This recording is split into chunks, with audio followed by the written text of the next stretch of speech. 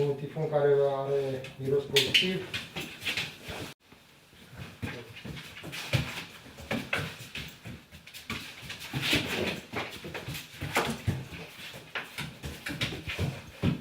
Dar mi-a indicat prezența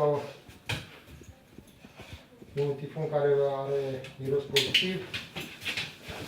Am dat semnal că urmează să vină recompensa hrană și după care câinele își reia antrenamentul. În mod normal îi aleg calea cea mai scurtă. Nu? Da, nu. În mod normal aleg calea cea mai scurtă, adică se ducă la ceva care deja au semnalat. La o probă care deja au semnalat. Vedeți modul foarte evident în care ne arată că e prezența unei persoane pozitive. S-a întors și s-a oprit la proba respectivă. Pune stă aici până când primește recompensa și continuăm antrenamentul. Câinii de detectare COVID nu este o inițiativă a noastră, este o inițiativă preluată de la colegii noștri din afară. După ce exemplarele canine și-au dovedit utilitatea în detectarea celulelor canceroase, diabet sau oricare alte boli posibile, și și-au dovedit utilitatea. Am preluat inițiativa altor state din afară și am început și noi să facem acest lucru. Și sperăm ca rezultatele să fie cel puțin cât ca colegilor noștri externi, poate și mai bune, sperăm. Doamne ajută. Se prelevă de la un pacient pozitiv, confirmat cu test PCR, se prelevă probe de transpirație pe tifoanele acestea. Acestea sunt poziționate undeva la sub braț pentru a conserva miros. După ce sunt impregnate, acum sunt doar 20 de minute, lăsăm doar 20 de minute, se introduc în acest recipient, se pune un capac și după care se dezinfectează la UV, după care mergem noi și luăm probele respective. Aceasta este o probă negativă și în amendamentul de căutare, câinele are pe lângă probele negative, negative și pozitive, confirmate cu test PCR, și proba negativă trebuie să fie tot la fel confirmată cu test PCR, are mai mulți factori distractori, care fac parte din compoziția mirosului pe care o are câinele de mirosit.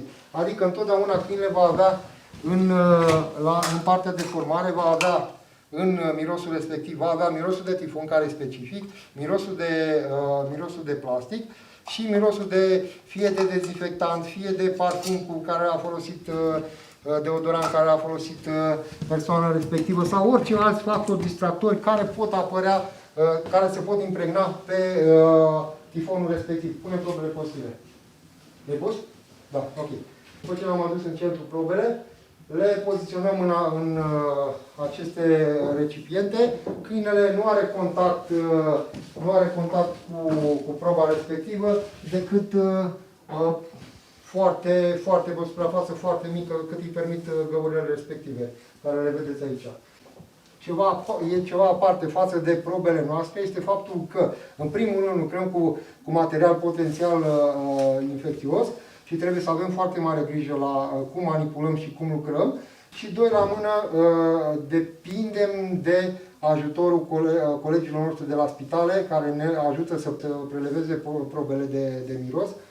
Și avem ceea ce e un impediment la momentul de față, nu avem foarte multe probe cât ne-am dorit să avem. Adică, în mod normal, ar trebui să folosesc cel puțin 40 de probe zilnic, da? Și în momentul de față am cam 20. Vă dați seama că cele 20 de probe trebuie să le împart pe 2-3 zile în avans, în așa fel încât să știu sigur că dacă nu vin mâine probe, eu trebuie să am un backup ca să pot lucra. Rezultatele sunt foarte bune. Pot fi mult mai bune în condițiile în care avem mai multe probe de miros și în condițiile în care probele respective sunt foarte bune, prelevate foarte bine și nu greșeli, ca de exemplu negativul, cel care mi-l dă negativ să fie practic pozitiv. Că asta ar încurca puțin calculele câinelui. Da? În momentul de față suntem la partea de introducere a mirosului. Procentul e relativ bun, adică putem să zicem că de fiecare dată când are o probă pozitivă, o indică. Am avut cazuri când probabil că persoana respectivă de la care s-a prelevat nu a băgat în seamă și a aruncat tifonul respectiv și nu s-a prelevat și noi avem ca probă pozitivă, dar câinii nu prea au semnalat, dar e pe toți câinii, adică toți câinii care au intrat la proba respectivă nu au dat semnale bune la proba respectivă. Sau am avut probe la negativ, la un negativ, țin și acum aminte, a fost undeva clasat la numărul 8, toți câinii mi-au insistat la proba aia, doi mi-au semnalat.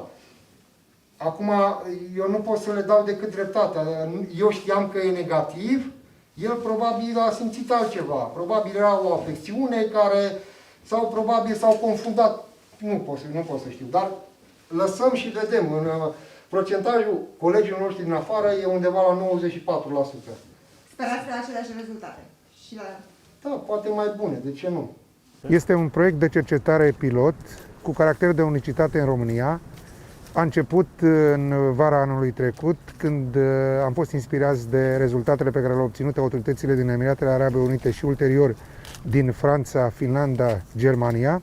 Am început acest proiect cu un număr de 6 exemplare canine, 4 sunt tineret canin și 2 exemplare sunt adulte.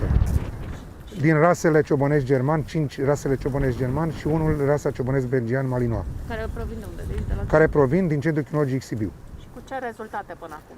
Până în acest moment putem spune, fără exagerare, că rezultatele sunt îmbucurătoare și sperăm ca în primăvara acestui an să mergem în faza următoare, în faza de activitate în aeroportul Sibiu.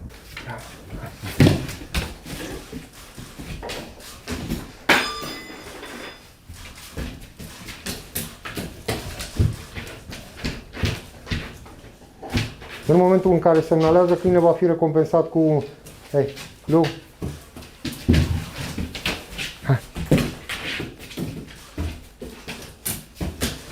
Adoptă poziția culcat, va fi recompensat cu mâncare și imediat după exercițiul va fi continuat cu următoarele probe.